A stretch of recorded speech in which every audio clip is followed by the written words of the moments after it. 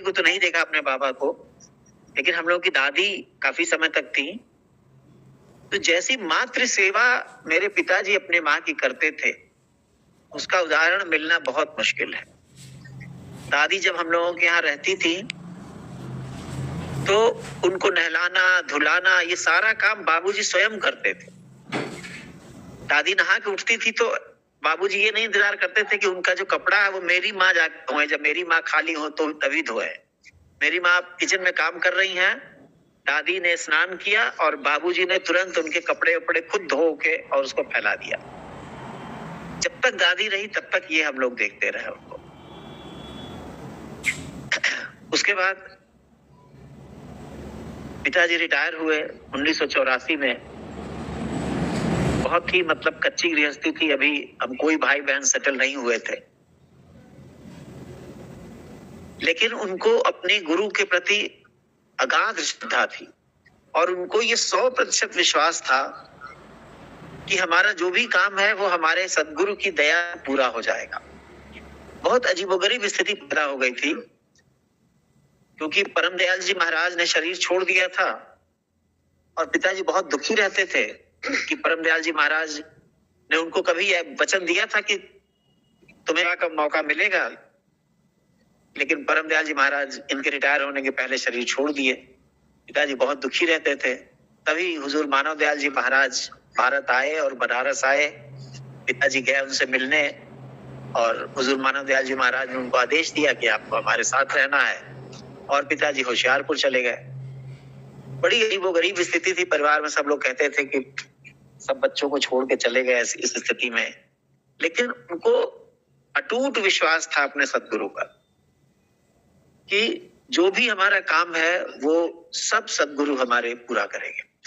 ऐसा नहीं था कि उनको हम बच्चों से अपने प्रेम नहीं था। वो भले होशियारपुर रहते थे लेकिन हम सब लोगों का पूरा ख्याल रखते थे और उनको जो पेंशन मिलती थी उसी पेंशन में से वो वहां मंदिर में जो लंगर में खाते थे उसी में उनको भी वहां भी कुछ देते थे और हम लोगों को भी देते थे, उसी में छोड़ते थे। अपने लिए कुछ पैसा नहीं रखते थे, एक भी पैसा अपने लिए अपने किसी खर्च के लिए नहीं रखते थे। बिल्कुल एकदम सादगी भरा जीवन उनका था और अपने सदगुरु के प्रति ऐसा समर्पण कि हुजूर मानव दयाल जी महाराज भोजन करने बैठे और उन्होंने पूछ दिया कि दही नहीं है क्या। अब किसी ने कहा दही नहीं है, ये तुरंत ऊपर से नीचे उतरे, साइकिल उठाई और दही लाने के लिए निकल पड़े और जैसे ही गेट से बाहर निकलने लगे तो सर फट गया। गेट में सर लड़ गया और सर फट गया। अंदर आए एक तो गमछा लपेटा और फिर जाके उसी तरह से खून बहते हुए जाके दही ले आए। जब दही वहां दिया तो देखा उन्होंने कि लोगों ने कि इनके सर से खून बह रहा है। ऐसा समर्पण, आखिर ऐसा समर्पण कैसे था, क्यों था, उसके पीछे उनका तर्क क्या था? तो दाता दयाल जी का एक शब्द है जो पिताजी का भी बहुत प्रिय शब्द था और वो पिताजी पे बिल्कुल सटीक बैठता था। मैं उसकी एक दो चार लाइनें आप सबके सामने प्रस्तुत करना चाहूंगा उस शब्द की। पिताजी को बहुत प्रिय था ये शब्द और इसी शब्द के आधार पर उन्होंने अपना पूरा जीवन समर्पित किया था। अपना उनके जीवन जीने का जो मोटो था, जो सेंट्रल रूल बनाया था उन्होंने अपने जीवन का, वो इसी शब्द पर बनाया था। वो शब्द है आप सबका प्रिय, पिताजी का भी प्रिय। आपके अर्पण है यह मेरा नहीं तन आपका, ले लो चरणों में लगा लो, मेरा है मन आपका, मेरा तो कुछ भी नहीं है, इस पे मैं ममता करूं, आप ही का तन है मन है और है धन आपका। यही पिताजी की सोच थी, तन आपका, मन आपका, धन आपका, सब कुछ आपका। तो हम किस चीज पर हम गुरूर करें? सब तो मालिक का है। तन भी मालिक का, मन भी मालिक का, कुछ भी मेरा नहीं है। तो जब सब मालिक का है तो फिर मालिक को ही समर्पित होना चाहिए। इसलिए पिताजी का जो कुछ भी था, उनका शरीर, उनका मन, सब कुछ मालिक अपने गुरु के प्रति समर्पित था। मन की चंचलता से क्यों हो दुख जो यह मेरा नहीं, योग युक्ति आपकी है और है साधन आपका। जो योग युक्ति, जो साधन करते हैं हम, जो पिताजी साधन करते थे, रोज सुबह पूरे जीवन सुबह 4 बजे उठना उनका था और उठ के ध्यान में बैठना था। लेकिन ये जो साधन था वो पिताजी समझते थे कि वो भी मालिक का है, वो भी हमारा नहीं है, इसलिए उसका भी कोई अहंकार नहीं उनको। भूल थी मैंने जो समझा मेरे ही है देह मन, अब तो यह सर झुक रहा है और चरण है आपका। हम सब तो भूल में रहते हैं, जो समझते हैं कि देह हमारा है, मन हमारा है। फिर बड़ी मुश्किल से हम कोशिश करते हैं कि गुरु के कहने पर कि समर्पित करें अपने गुरु को, कर नहीं पाते हैं। पिताजी ने कभी समझा ही नहीं कि ये देह हमारा है, ये मन हमारा है। वो ये चीज मानते थे कि ये है ही नहीं हमारा, ये अपने हमारे सदगुरु का है, इसलिए हमारा इस पर अधिकार ही नहीं, इस पर तो सदगुरु का अधिकार है। और उन्होंने अपना सब कुछ सदगुरु को समर्पित कर दिया था। सदगुरु को समर्पित, पूरे इस विश्व को समर्पित, परिवार को समर्पित, अपने पास कुछ नहीं रखा उन्होंने। अब तो यह सर झुक रहा है और चरण है आपका। पूरा जीवन उनका सिर झुका रहता था अपने सदगुरु को। जब भी वो घर से निकलते थे, जब भी पूरे अपनी सर्विस के दौरान, रिटायरमेंट के बाद, चाहे वो बलिया रहते हो, चाहे वो होशियारपुर रहते हो, चाहे वो फरीदाबाद रहे हो, चाहे वो दुर्गापुर रहे हो, जब कहीं घर से निकलना है तो अपने सदगुरु के सामने शीश झुका के कुछ देर तक खड़े रहना है। और जब भी कहीं बाहर से आते थे तो फिर आके पहला काम कि अपने सदगुरु के सामने सिर झुका के खड़े होते। ये पूरे जीवन बिना नागा उनका ये क्रम चला कि जब भी कहीं जाना है घर से बाहर, बिना सदगुरु की तस्वीर के सामने सिर झुका के थोड़ी देर खड़े वो नहीं जाते थे। और आते ही कभी भी उन्होंने ऐसा नहीं हुआ होगा कि आकर उन्होंने पहले पानी पिया, पहले आकर सदगुरु की फोटो के सामने सिर झुका के रखते। और जब वो होशियारपुर में रहे तब तो क्या पूछना था। वो टहल रहे हैं तो जितनी बार सदगुरु के दरवाजे के सामने से गुजरते थे उतनी बार सर झुकाते, जितनी बार टहलते रहते थे और जितनी बार सदगुरु के सामने दरवाजे के सामने से गुजरे सिर झुकाते थे या सलामी देते थे, जो हमारे संत सदगुरु वक्त हमेशा बताया भी करते हैं। ये समर्पण था।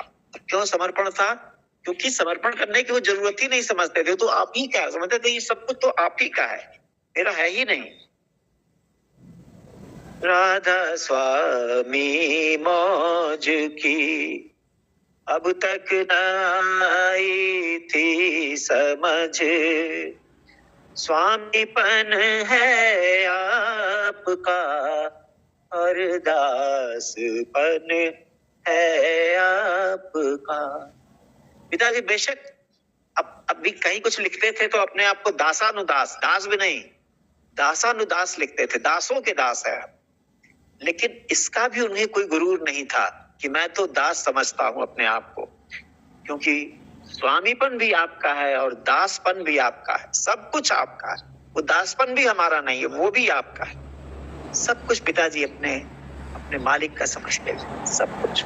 और उनके इस समर्पण का, उनके इस समर्पण की देन है कि आज उनका और मालिक का और हमारे सब संत सदगुरु वक्त का आशीर्वाद हम सबको प्राप्त हो रहा है। पिता राधा स्वामी। राधा स्वामी, ये मैं सब सत्संगियों को बता दूं, ये जो पीछे समाधि है ये शब्दानंद महाराज जी की समाधि है मुबारकपुर में।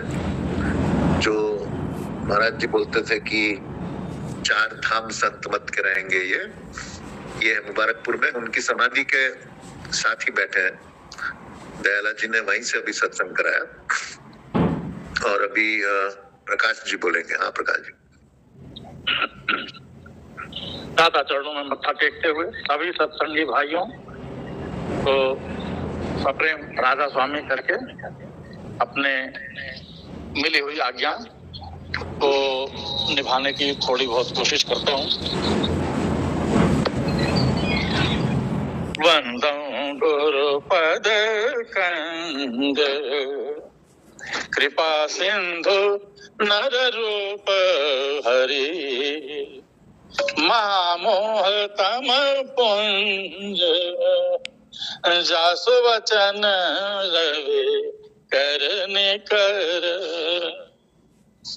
जासु वचन रवि करने कर। पिताजी के बारे में वैसे तो हमारे श्रेष्ठ आचार्य दयाला जी ने धार्मिक बातें बताई। अब कुछ उनकी घटनाएं बताऊं मैं, उनके जीवन की सादगी और समर्पण। मैं घर में सबसे बड़ा था तो अक्सर वो बाजार जाते समय मुझे ले जाते थे। बाजार लेके जा रहे थे, एक छोटी सी बच्ची रोती हुई मिली। उस जमाने में शायद 2-3 रुपए में पूरी सब्जी आ जाती थी। वो रो रही थी कि मेरा तो 5 रुपया कहीं गिर गया है, अब मैं घर गई तो मेरी तो इतनी पिटाई होगी कि मैं झेल नहीं पाऊंगा। वो धाड़े मार मार कर रोई जाए। मैंने उनको निभाते हुए देखी, करुणा कैसी थी उनके जीवन में। तुरंत 5 रुपए उसको दे दिए और आधी तिहाई जो भी सब्जी लेके आनी थी वो लेके घर आए। अच्छा था, ज्यादा तो कुछ समझ नहीं पाया। ये बाद में समझ में आया कि जिसके घर में 2 रुपए में सब्जी आ जाती हो और शायद उस जमाने में उनके 100 या 150 के आसपास सैलरी रही होगी, 5 रुपए तुरंत निकाल के उस बच्चे को दे दिया। दूसरी बात, हम लोग को कभी कभी गंगा तट पे हम लोगों का शहर बसा हुआ था, गंगा जी ले जाते थे। गंगा जी ले जाते थे और ये सर्दियों का दिन था।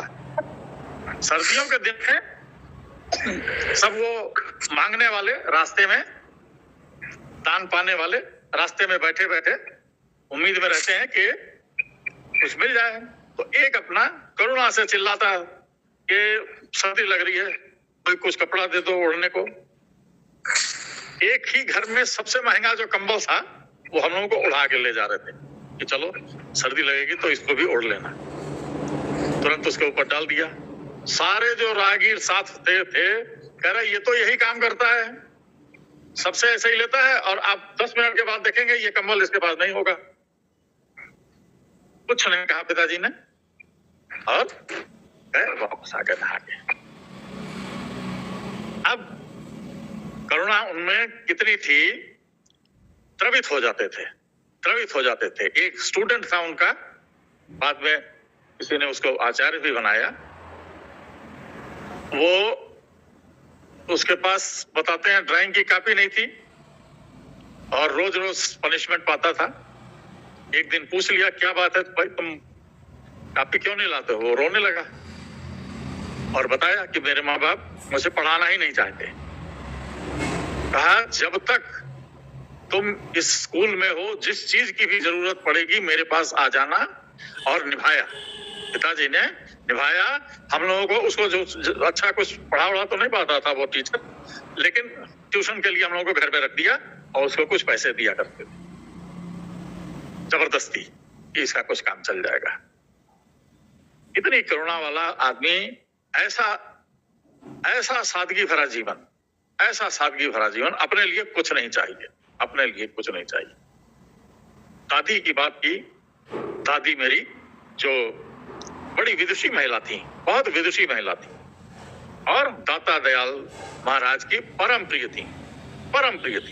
जितना नाम उन्होंने मेरी दादी का लिया, महाराज जी बताते हैं सबको, शायद ही किसी सत्संगी का लिया हो। तो जब वो हम लोग के घर आती थी तो हम लोग सोचते थे कि कोई देवी आ गई, भगवान आ गए। श्वेतांबर, चद्दर, बिस्तर, तकिया, वस्त्र सब कुछ सफेद धुले हुए।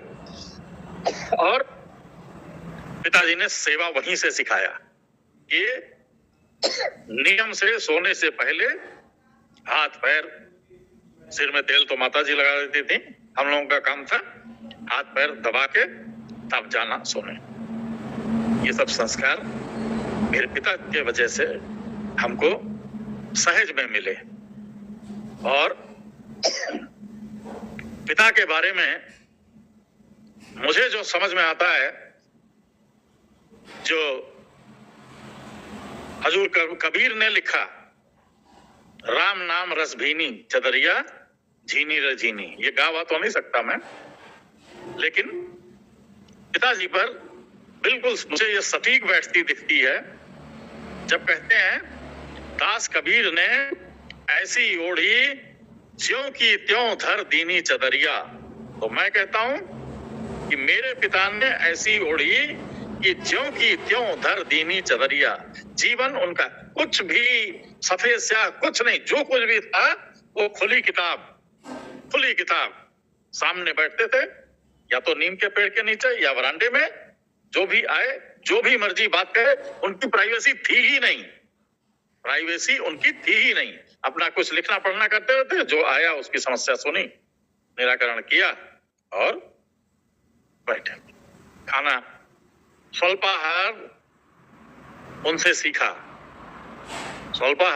सीखा कि दिन भर में शायद वो अगर गिने तो 3 फुलके नहीं खाते थे। उसके बाद मैंने महाराज जी को देखा और अभी बताया उन्होंने कि जो लोग लगातार समाधि ध्यान करते हैं उनको ऊर्जा कहीं और से मिलती है, उनको ये भोजन से नहीं ऊर्जा मिलती, उनकी ऊर्जा के स्रोत से सीधे आके मिलती है। तो पिता का जीवन क्या कहें, ऐसा तो शायद देखने को मिला तो कुछ हद तक गंजू जी महाराज, जो कि सीधा ड्यूटी से अपने ऑफिस से छूटने के बाद सीधा पहले मानव दयाल जी महाराज के पास आते थे, बाद में घर जाते थे, वहां देखा। उसके बाद मैंने अपने महाराज जी को देखा, जो किसी भी हाल में दुबई से और इतनी तकलीफ उठा के 2 घंटे में तो वो दिल्ली आ गए और 1.5 घंटे में बनारस आ गए और 6 घंटे में बनारस से बलिया पहुंच रहे हैं उबड़ खाबड़ सड़कों पर, लेकिन आते थे। और शिष्यत्व क्या होता है, कैसा शिष्य होना चाहिए, गुरु से ग्रहण कैसे करना चाहिए, ये हमने रवि दयाल जी महाराज से सीखा कि कितने समर्पण। अरे रात भर जागने के लिए तैयार कि गुरु के पास आए हैं तो हम सोए कैसे। और पिता ने मेरे एक बार ये बात कही भी थी कि वो रात भर समाधि लगाते थे। माता जी कहें, अरे कुछ तो सो लिया करिए। वो क्या जवाब देते हैं, अरे मेरे गुरु जी तो जाग रहे हैं, परम दयाल जी महाराज जाग रहे हैं, मैं कैसे सो जाऊं। ये बातें हम लोगों की तो समझ में आने वाली थी नहीं, लेकिन जब उन्होंने अपनी यात्रा पूरी कर ली, आध्यात्मिक यात्रा पूरी कर ली, तब समझ में आया कि हाँ, आदमी जो अपनी समाधि की हालत को पूरी तरह से पा चुका होता है, उसका जीवन क्यों ऐसा होता है। ना उसको भूख लगती है, ना उसको नींद लगती है, ना उसको कोई दुख होता है, कभी भी किसी से कुछ भी बीमारी है, कुछ भी, कभी मैं बिल्कुल ठीक हूँ, मुझे क्या हुआ है, मैं बिल्कुल ठीक हूँ। ऐसा ही मैंने मानव दयाल जी महाराज जी को देखा, कहते ऐसा ही मैंने पिताजी को देखा, मुझे कुछ नहीं हुआ है, मैं ठीक हूँ, कैसी भी तकलीफ हो मैं ठीक हूँ, मुझे कुछ नहीं हुआ है। अब ये सब देखते जीवन गुजरा, समझ में तो कुछ आती नहीं थी खैर मेरे, लेकिन दिमाग पर असर उसका पड़ता जरूर था। उनके साथ रहने का एक जब मौका मिला मुझे, उन्होंने जो 10 दिन की समाधि लगाई थी, तो मुझसे कहा कि तुम यहाँ रुक सकते हो क्या। मेरे लिए तो भाई जिंदगी मिल गई।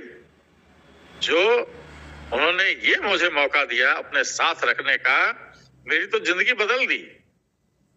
मुझे अब समाधि का ध्यान का मन होने लगा मेरा कि समाधि ध्यान लगाना चाहिए। क्यों? उन्होंने कुछ इजाजत दी पहले तो अपनी कुटिया में आने की।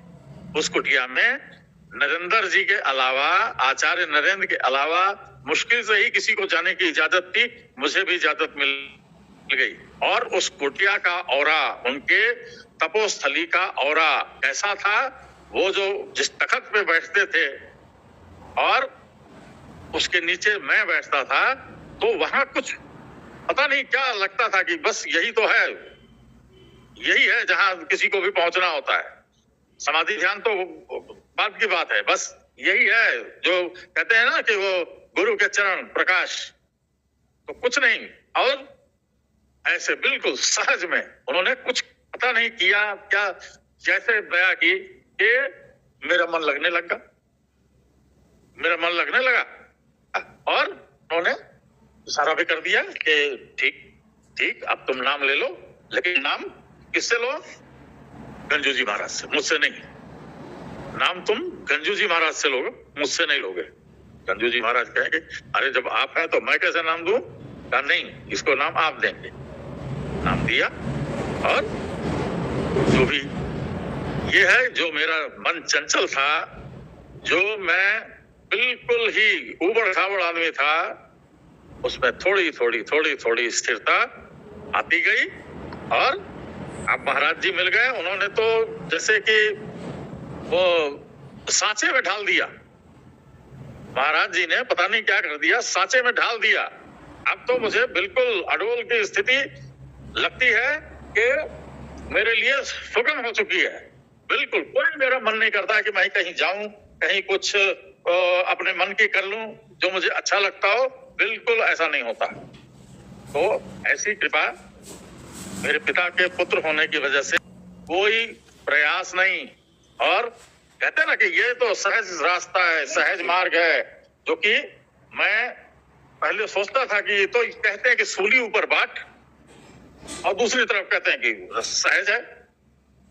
तो ये सब तर्क वितर्क करने की तो बात थी नहीं। हाँ, गुरु का सानिध्य मिल जाए, गुरु की दया मिल जाए, गुरु अपने पास बिठाने लगे, अपनी कुछ विशेष बातें बताने लगे, तो ये सब सुगम हो जाता है। और क्या क्या बताऊं मैं पिता के बारे में। एक पिता का प्यारा शब्द, महाराज जी का भी प्रिय शब्द है, वो सुना के अपनी बात समाप्त करता हूं।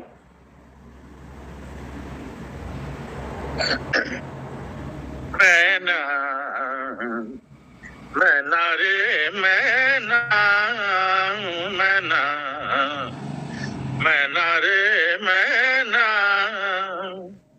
तन पिंजरे में रह कर बोली, बोले रे मैना, मैना मैना रे मैना। जब तक मैं है तब तक तू है, मोर तोर का झगड़ा। मैं जब गया तब तो भी, अब किसका है रगड़ा। सतगुरु दीनी सेना, मैना मैना रे मैना। जो तू कहता वह अंधा है, मैं कहता दीवाना। मैं तू को जो छोड़े, वही है चतुर सियाना। यही है सच्ची मैना, मैना मैना रे मैना। जब मैं तब गुरु नहीं है, गुरु जब है मैं नहीं। प्रेम की गली तंग है भाई, दोनों कैसे समाही, दोनों रहते ना। मैना मैना रे मैना, मोर तोर के माया रसुरी, प्राणी फांस फसाने, तोड़ के रसुरी हो गए न्यारे, फिर नहीं वह भरमाने हो गए सच्चे मैना। शब्द के धुन गा गा के सुनावे, जो गावे नित गा के सुनावे, अब पिंजरे नहीं आवे वह बन जाए मैना मैना मैना रे मैना मैना मैना रे मैना, तन पिंजरे में रह कर बोली मैना रे मैना मैना मैना रे मैना। परम दयाल जी महाराज ने मेरे पिताजी को सिखाया मैना कैसे बने। पिताजी ने ऐसा इसको चरितार्थ करके दिखाया, ऐसा चरितार्थ करके दिखाया कि शायद जो इसको बड़ा मुश्किल काम समझते होंगे मैना कैसे बनते हैं, वो भी अब इसको सुलभ मानने लगे होंगे। मैं तो मानने लगा और मुझे महाराज जी का ऐसा हाथ मिला कि जो भी मुझे इसमें भ्रम है, जो भी मुझे इसमें दिक्कतें हैं, वो इशारों में सब दूर करते जाते हैं। ऐसी दया बरसाते हैं महाराज जी, ऐसी दया बरसाते हैं कि जैसे उंगली पकड़ के चलो, गलती सही जो करना है चलो तुम करो, है बाकी मैं हूं देख लूंगा। अब इसके आगे मैं क्या बोलूं, महाराज जी जाने, जो समझ में आया मैं बोल पाया, गलत सही महाराज जी देखें और मुझे अपना अबोध बालक समझकर मुझे सही रास्ते पर ले चलें। महाराज जी को मत्था टेकते हुए सभी सत्संगियों को राधा स्वामी मत्था टेक दाता। अच्छा, पूजा जी हैं उधर?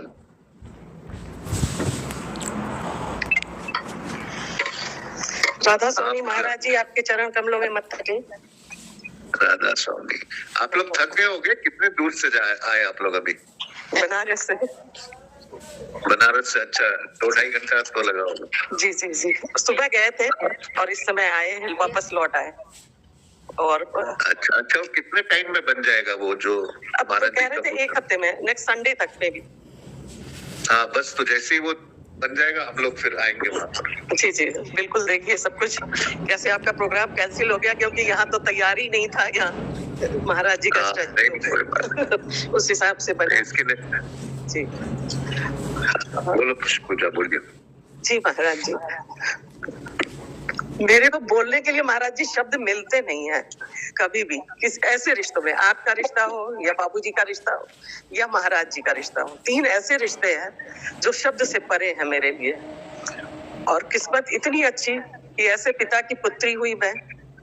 जब मैं छोटी थी और कोई बच्चा कहता था अपने पिता की खूबियां बताएगा, तो मैं बहुत देर तक उसका चेहरा देखती थी और मेरे को ऐसा लगता था कि शायद ये सबसे बड़ा झूठ बोल रहा है, दुनिया के सबसे अच्छे पिताजी तो मेरे हैं, इसके कैसे हो सकते हैं?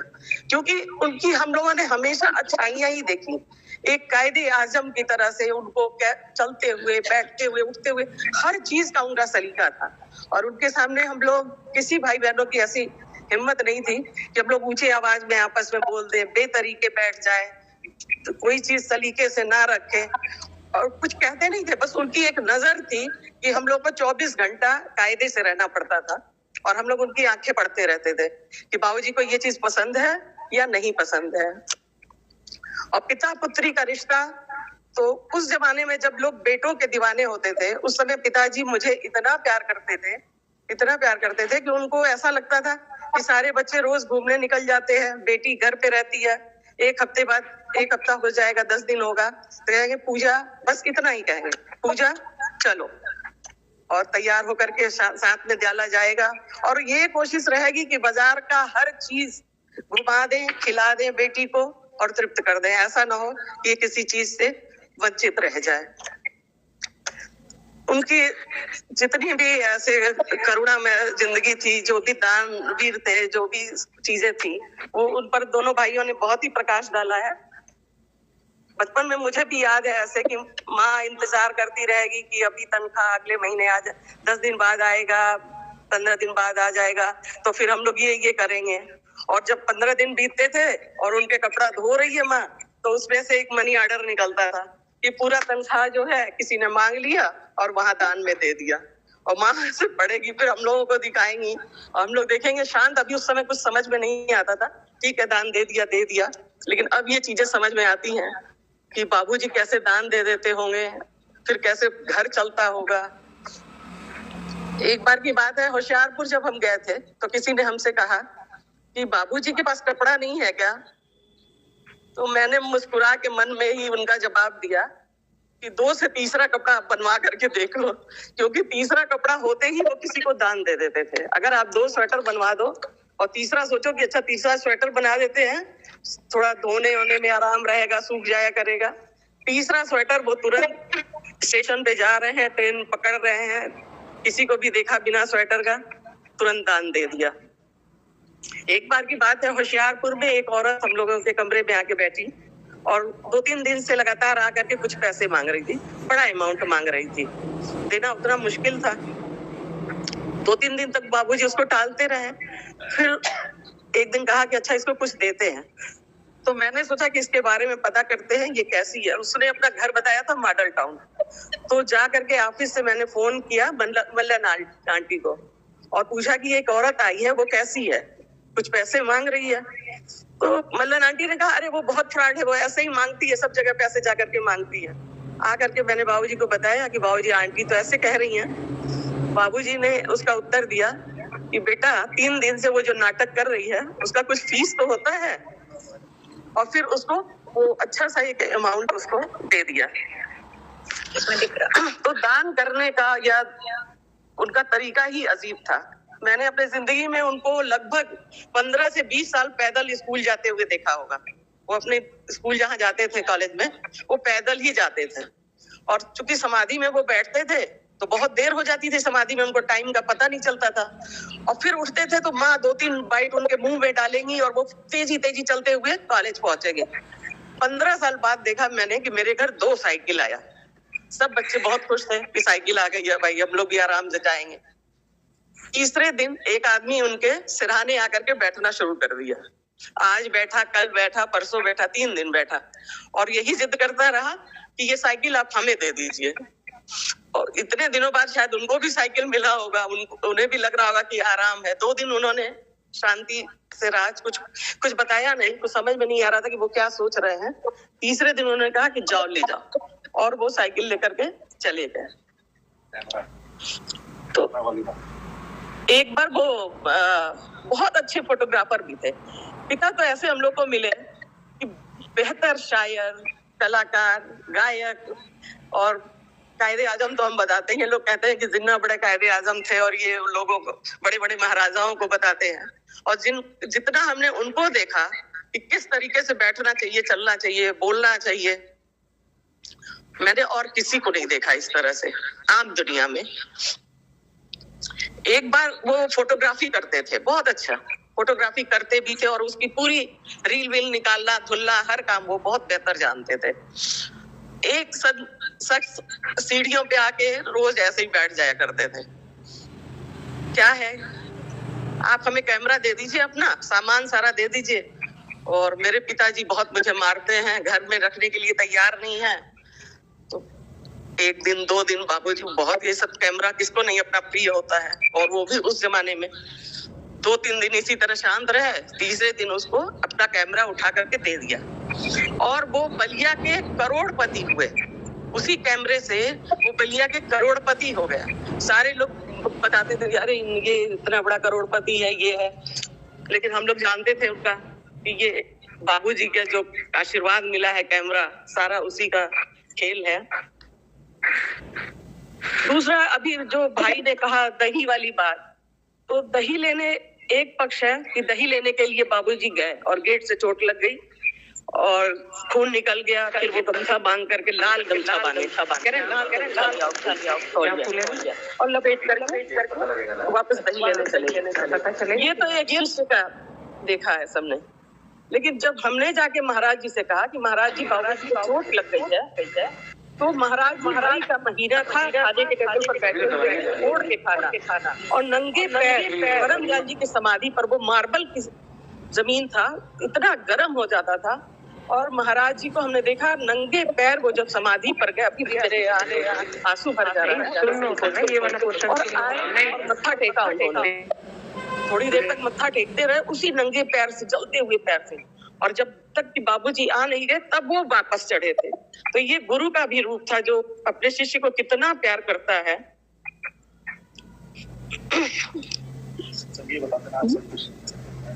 महाराज जी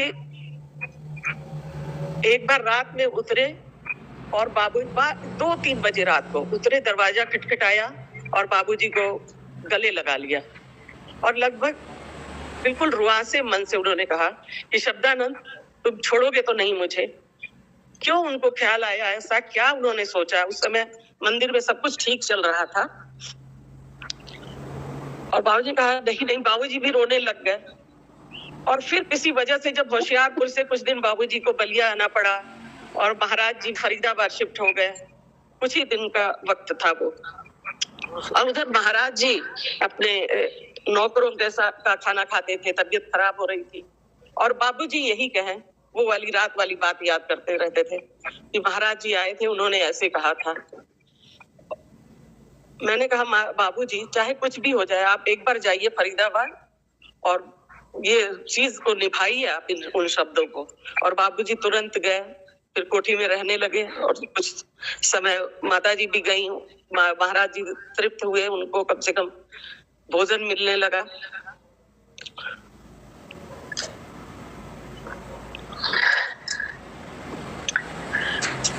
महाराज जी, मानव दयाल जी महाराज हो, पिताजी हो, और आप महाराज जी, ये ब्रह्मांड से मिलने के बराबर है। मैं सोचती हूँ एक शिष्य अगर आप में मिल गया तो ब्रह्मांड में मिल गया, उसको वो ब्रह्मांड पा लेता है बस।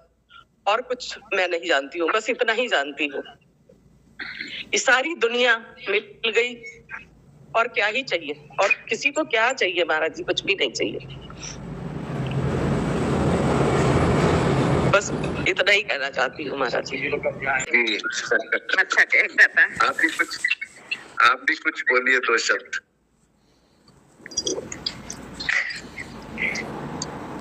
चलिए आगे तो पालन कर रहे हैं दादा, दया कीजिएगा। आपने कुछ नहीं कहा। बोलिए बेटा।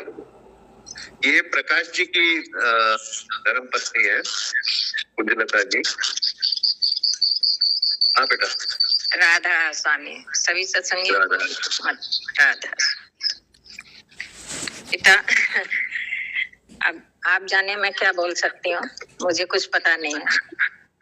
आपने बहुत, मैंने तो देखा ना, आपने सेवा की महाराज।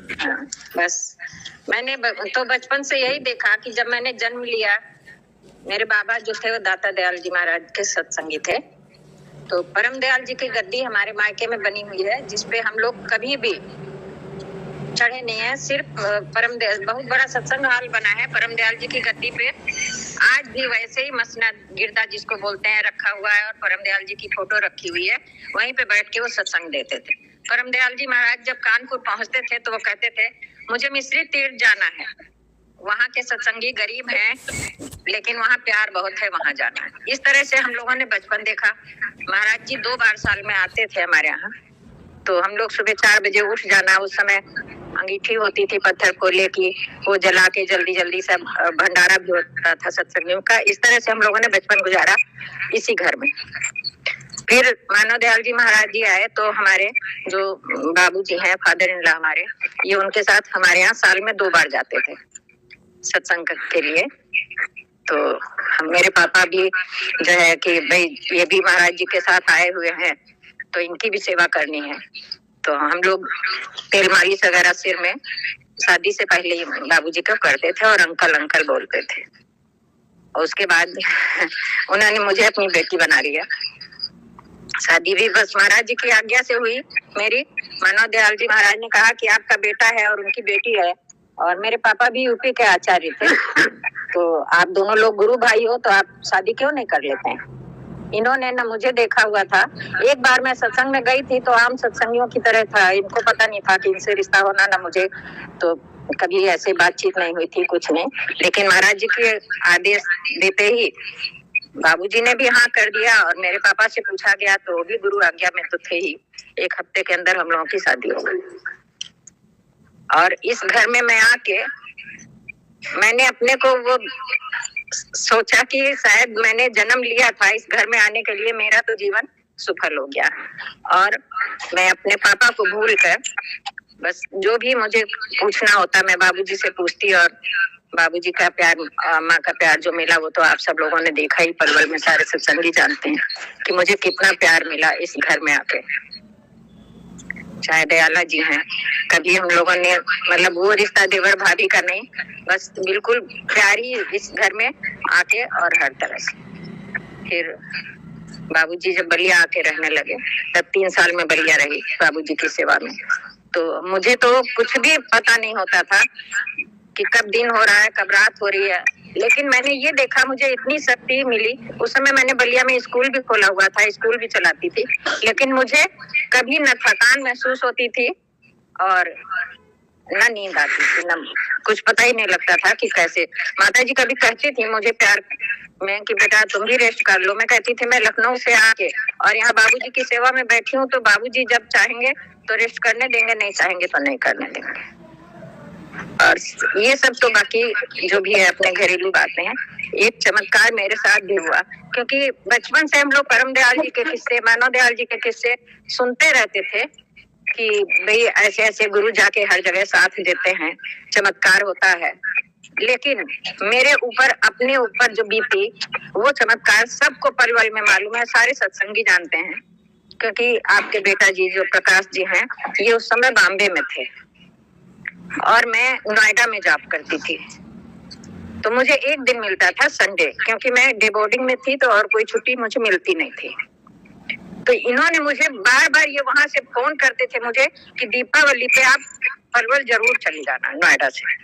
और मैं हर साल तो मैं बलिया भी आके त्योहार मनाती थी, अब पलवल जब तक बाबूजी रहे वहां जाती थी। लेकिन उस बार अंदर से मेरा मन ये कर रहा था कि एक छुट्टी मिलती है ना जाऊं, यहीं पे दीपावली कर लूं। लेकिन ये बार बार ये कहते थे कि दीपावली वहीं जाके करना और अकेले मत करना, दीपावली वहीं जाके करना। बाबूजी अम्मा भी अकेले हैं और सत्संगी है तो क्या हुआ, अपने परिवार का कोई होना चाहिए। तो मैंने हिम्मत जुटाई, जबकि दूसरे दिन लौटना था, फिर भी मैं अपने दोनों बच्चों को लेके और दीपावली के दिन सुबह में पलवल पहुंच गई और दिन पूरा अच्छे से कट गया। फिर जो भी है दीपावली मनाई गई। सब रात में सब लोग गांव वाले भी अपने अपने घर में लेट गए, सो गए, और यहाँ बाबूजी भी मच्छरदानी लगा के बाबूजी भी लेट गए। हम लोग भी अपने कमरे में जाके माँ के पास लेट गए। तो बाबूजी को वहां पे जो झालर लगी हुई थी लाइट वाली, उसका कोई बल्ब ऐसा था कि बाबूजी की आंख के सामने उसकी रोशनी आ रही थी। बाबूजी ने कहा कि बेटा जरा ये वाली लाइट बंद कर देना। तो मेरा बेटा, मानो बड़ा बेटा, वो उठा और उसने पता नहीं क्या हुआ कि वो जो लाइट ऑफ करनी थी वहां की बजाय उसने दूसरी जगह कोई ऐसा बटन छू लिया कि वो करंट उसमें, उसका हाथ चिपक गया उसी में। अब वो जब चिपका तो उसके गले से 2 बार आवाज निकली, माँ माँ, और उसके बाद वो शांत हो गया। मैं भागी, मैंने देखा कि वो चिपका हुआ है।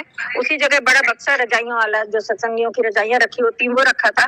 मैंने मानो को पकड़ा और मेरा एक हाथ उस बक्से पे गया तो मुझे लगा कि मैं भी चिपक रही हूँ। बस मेरे मानो की तो आवाज बंद हो गई थी, मेरे मुंह से ये आवाज निकली कि बाबूजी गया मेरा बेटा। बाबूजी उतनी अवस्था में मच्छरदानी के अंदर लेटते हुए थे और 1 सेकंड के अंदर बाबूजी पता नहीं कैसे मच्छरदानी से निकले और कमरे से निकल के बरामदे में जहाँ पे वो चिपका हुआ था, और उसके साथ मैं भी चिपकने ही वाली थी कि बाबूजी आए और बाबूजी ने मानो को दोनों हाथ से, ऐसे कहते हैं गोफा डालना, ऐसे दोनों हाथ से उसको पकड़ लिया। बाबूजी को पकड़ते जैसे बाबूजी ने मानो उसको मानो। बहुत अच्छा, ये बड़ा अच्छा रहा। मैं तो सत्संग कराता ही रहता हूँ। आज आप चारों से शब्दानंद जी महाराज की एक जिंदगी पे एक अच्छी रोशनी डाली आप लोगों ने। और समाधि पे है नरेश जी आप? हाँ महाराज जी, राधा स्वामी जी समाधि पे तो नहीं है महाराज जी, जब पर है। तो वो मुबारकपुर में आरती कर ले क्या आप दयाला जी? जी महाराज जी, हाँ जी, हाँ जी कर लेंगे। नहीं दयाला जी, आप लोग कर पाओगे आरती? जी जी जी जी दाता, हाँ यही समाधि पर आरती करते हैं। हाँ समाधि पे आप आरती करो, हम लोग स्विच ऑफ कर लेते।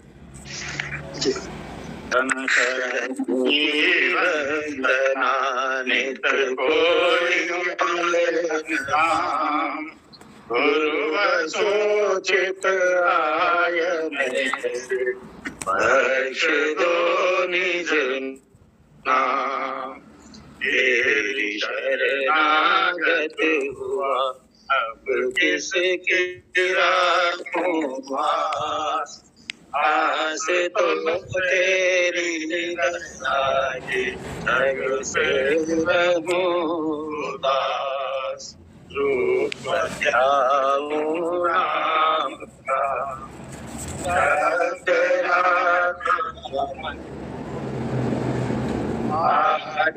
नाम तेरा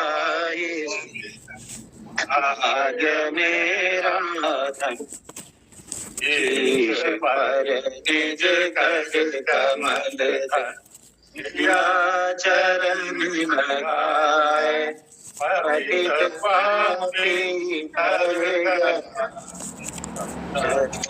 तेरी नहीं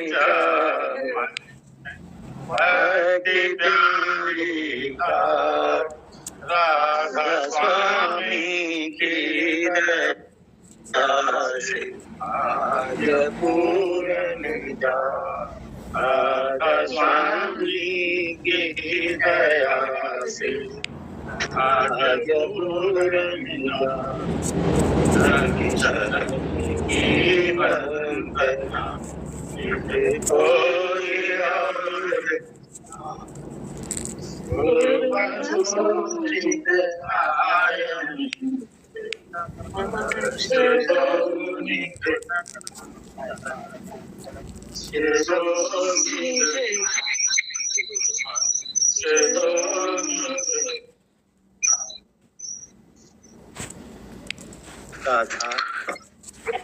ये पूजा ने आज नई बात बताई। ये मुझे ना पूजा जी जी जो बात बताई पूजा ने कि जब शब्दानंद जी महाराज गए थे मार्केट, तो मानव दयाल जी महाराज परम दयाल जी से समाधि पे गए और वहां पे उन्होंने जो है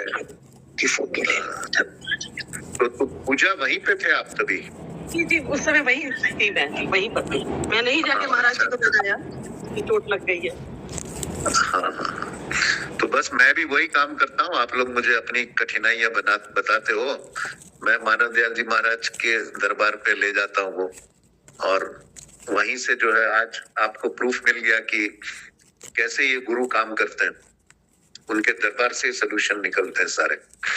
बहुत अच्छा, तो ठीक है फिर नरेश जी लिस्ट बनाएंगे हम। अगर जैसे वो इनकी वो आ जाती है बनारस से ना, इनका वो महाराज जी का बस आ जाता है, हम लोग फिर आएंगे मुबारकपुर। तो मेरे ख्याल हफ्ते 10 दिन में हो जाना चाहिए पूजा। जी हफ्ते संडे तक कहा है दे देंगे, संडे तक आ जाएगा। संडे तक कहा है। बस ठीक है, फिर नरेश की लिस्ट बना लें आप जी जिसको जाना है। बहुत अच्छा।